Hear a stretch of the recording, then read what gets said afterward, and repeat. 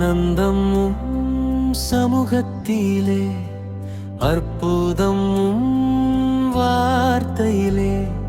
ஆனந்தமும் சமூகத்திலே, அற்புதமும் வார்த்தையிலே.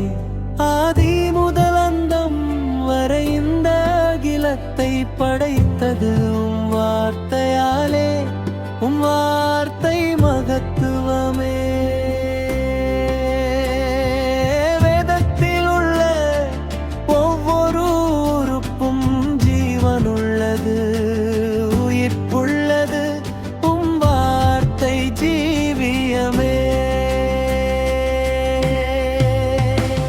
எகிப்தின் அடிமைத்தனத்திலிருந்து மீட்டு கானானுக்குள் அழைத்துச் செல்லும் உம்முடைய வார்த்தை, உம் வார்த்தை மகத்துவமே.